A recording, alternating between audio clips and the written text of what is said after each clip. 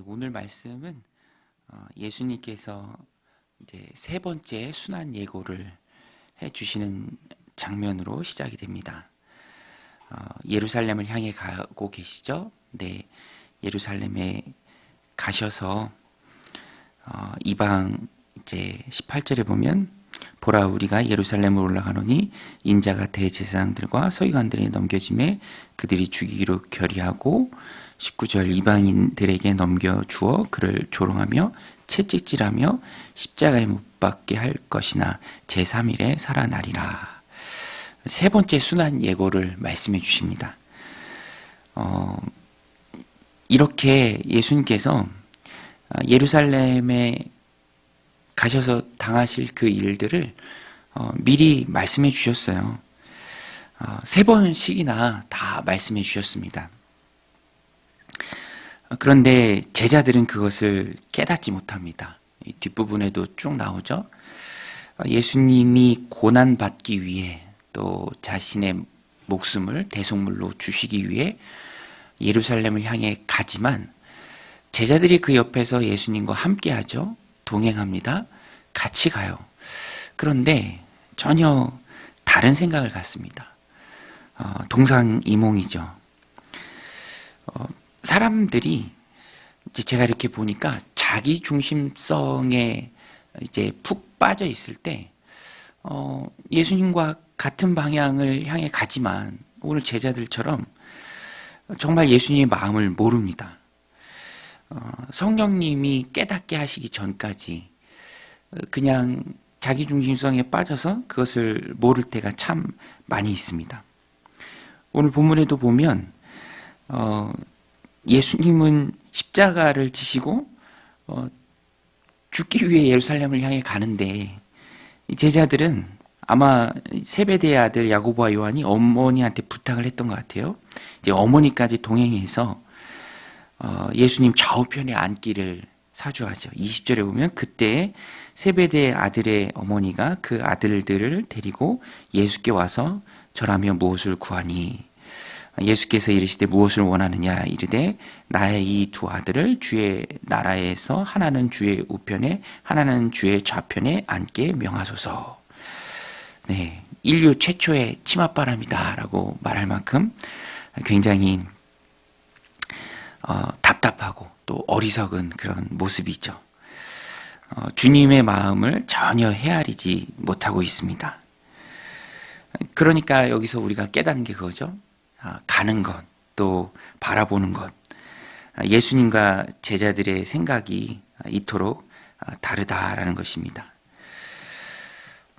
예수님은 십자가에 죽으시기 위해 예루살렘을 향해 가지만 제자들은 이제 예수님께서 이제 정치적인 메시아죠. 이제 로마 정부를 뒤엎고 이제 새롭게 나라를 세우실 때 우리가 그 좌우편에 앉아야겠다. 이제 경쟁이 시작된 거고 또 세베대의 아들들은 이제 어머니를 사주해서 이제 선수를 칩니다. 그래서 이후에 예수님과 이렇게 대화하시는 것을 보면 정말 다른 것을 말하고 있습니다. 이유가 무엇입니까? 이제 자기 중심성이죠.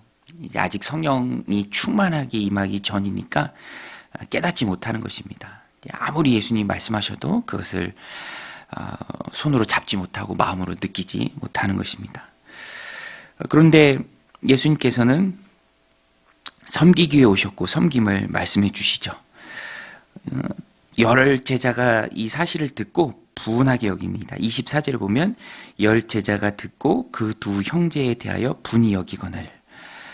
다른 제자들도 다를 게 없어요. 왜냐하면 분하게 여기는데 야 예수님이 이제 죽으러 가시는데 쟤들은 왜 저러나 라고 분하게 여긴 게 아니라 선수를 빼앗겼다. 이제 경쟁에서 밀렸다. 이제 이것 때문에 분하게 여깁니다. 그래서 예수님께서는 이제 한마디 하시죠. 제자를 불러다가 25절에 예수께서 제자들을 불러다가 이르시되 이방인의 집권자들이 그들을 임의로 주관하고 그 고관들이 그들에게 권세를 부리는 줄 너희가 알거니와 권세를 부리는 줄 너희가 알거니와 26절에 너희 중에는 그렇지 않아야 하나니 너희 중에 누구든지 크고자 하는 자는 너희를 섬기는 자가 되고 너희 중에 누구든지 으뜸이 되고자 하는 자는 너희의 종이 되어야 하리라. 인자가 온 것은 섬김을 받으려 함이 아니라 도리어 섬기려 하고 자기 목숨을 많은 사람의 대속물로 주려 함이니라. 예수님의 제자들이 닮아야 할 주님의 모습입니다. 세상 권세자들은 함부로 부리고 임의로 주관하고 그들에게 권세를 부리는 줄 너희가 알지만 너희는 그렇지 않아야 한다, 달라야 한다라는 것을 주님이 가르쳐주고 있습니다. 섬김 받는 것이 아니라 섬기는 자가 되어야 한다. 예수님도 섬김을 받으러 이 땅에 오신 것이 아니라 섬기기 위해서 이 땅에 오셨습니다. 목숨까지도 많은 사람의 대속물로 주려고 이 땅에 오신 예수님이죠. 그래서 우리는 자꾸만 신앙생활을 하면서 우리의 자기 중심성을 깨야 하고요. 또 그러기 위해서 성령의 충만함을 받아야 합니다. 내가 내 모습을 바로 보고 그런 나를 향한 주님의 가르침을 바로 깨달을 때 우리가 다른 데 마음을 빼앗기지 않을 수 있습니다. 그래서 우리는 항상 말씀 앞에 나를 세우고요. 성령의 충만함을 통해서 또 성령의 능력으로 자기를 부인하고 주님의 십자가를 지고 주님을 따르는 것. 그리스도와 함께 십자가에 못 박혀서 내가 내 삶을 사는 것이 아니라 내 안에 그리스도께서 살아내는 그 삶을 우리가 살아야 합니다. 신앙생활은 그래서 항상 자신의 자아를 깨고 또 부수는 것이죠. 그것을 못하면 항상 자기중심성에 갇혀서 예수님과 함께 한다고 하지만 전혀 다른 방향을 향해서 나아갈 수 있어요.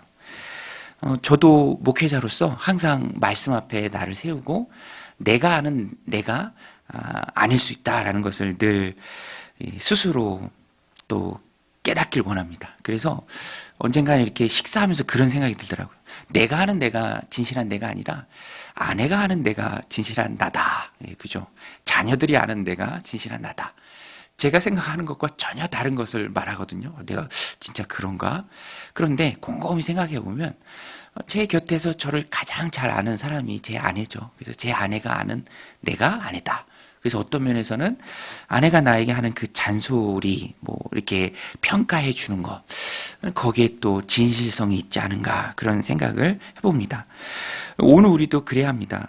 이 신앙생활 하면서 얼마나 억울해요. 항상 예수님과 함께 한다고 나는 생각하는데 전혀 다른 것을 하고 있고 또 누군가를 동원해서 다른 일을 생각하고 있고 주님은 섬기기 위해 오셨고 자신의 목숨도 많은 사람들을 구원하는 대속물로 주시기 위해 오셨는데 우리는 자꾸만 권세를 부리려 하고 달라야 하는데 다르지 못하고 똑같다면 그것만큼 어리석은 신앙생활이 없다라는 것입니다. 그래서 오늘 우리는 섬김을 붙들어야 돼요. 섬김. 주님이 우리에게 가르쳐 주신 건 섬김입니다. 오늘 우리는 섬김 받으려고 합니까? 아니면 섬기려고 합니까? 섬김의 자리에 있습니까? 섬김 받는 자리에 있습니까?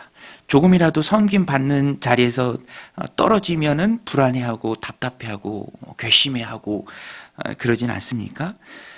그렇다면 제자들하고 똑같은 것이죠.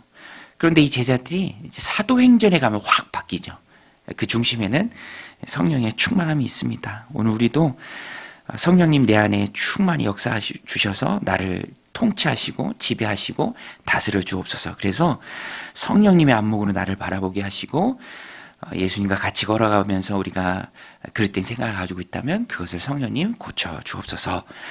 섬김의 자리로 나아가게 하여 주옵소서라고 우리가 기도해야 합니다. 또 29절부터 마지막 절까지는 시각장애인을 주님이 만나죠.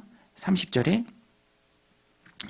유명한 여리고의 시각장애인입니다. 30절에 맹인 두 사람이 길가에 앉았다가 예수께서 지나가신다 함을 듣고 소리질러 이르되 주여 우리를 불쌍히 여기소서 다윗의 자손이여 하니 크게 소리를 지르니까 무리가 꾸짖습니다.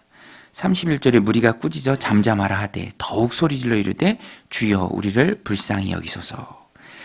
근데 이 여리고의 시각장애인들이 이제 눈을 뜨는 장면의 핵심은 불쌍히 여김입니다. 불쌍히 여김.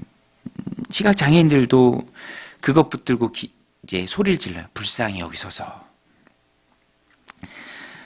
또 예수님께서도 그들을 불쌍히 여기십니다.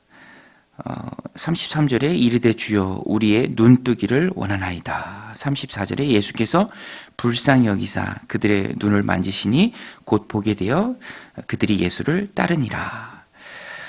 예수님 기적을 행하시기 이전에 항상 불쌍히 여기는 모습이 있었습니다. 그래서 우리가 주님 앞에 무언가를 구할 때, 또 부르짖을 때, 또 간절히 기도할 때 우리가 붙잡아야 할 것은 주님 나를 불쌍히 여기소서라는 것이죠. 주님 나를 불쌍히 여기소서. 주님이 긍휼이 풍성하신 분이기에 우리는 항상 주님 앞에 무엇인가를 구할 때 긍휼히 여김을 붙들고 나아가야 합니다. 애가서에 보면, 예레미야 애가죠. 애가서에 보면 다 무너지고 황폐하고 폐허가 된 예루살렘을 바라보며 눈물 흘리는 선지자의 탄식이 가득합니다. 참혹함, 비참함, 끔찍함, 그것이 가득해요. 그래서 눈물만 남은 것 같습니다. 그럼에도 불구하고 처참히 부서진 예루살렘과 자신을 동일시하는 이 선지자가 자신의 잘못을 또 과오를 또 그래서 얻은 그 결과를 마음속에 담아두고 그것을 곰곰이 생각할 때 결국에 그 선지자가 얻은 결론이 긍휼이에요. 긍휼. 왜냐하면 그럼에도 불구하고 남은 자들이 예루살렘 안에 있습니다. 이 남은 자들을 보니 주님의 긍휼이 여전히 남아있구나. 그래서 선지자가 그 긍휼을 붙잡고 하나님 앞에 기도합니다. 인자와 긍휼이 무궁하신 주님이신 줄로 내가 깨닫습니다. 우리를 불쌍히 여기소서. 그래서 이 에레미야가 3장 23절인데요. 찬양으로도 만들어서 우리가 부르는 너무 귀한 고백이죠. 주의 긍휼하심이 아침마다 새롭고 주의 성실하심이 크도소이다. 주님의 긍휼을 깨달았을 때, 선지자가 깨달았을 때 아침마다 새로운 긍휼. 오늘도 우리 인생 가운데, 하루 가운데 아침마다 새로운 긍휼이 있을 줄로 믿습니다. 아침마다 새로운 긍휼. 그래서 오늘 우리는 주님 앞에 긍휼을 구하면서 나가야 합니다. 그거 외에는 없죠.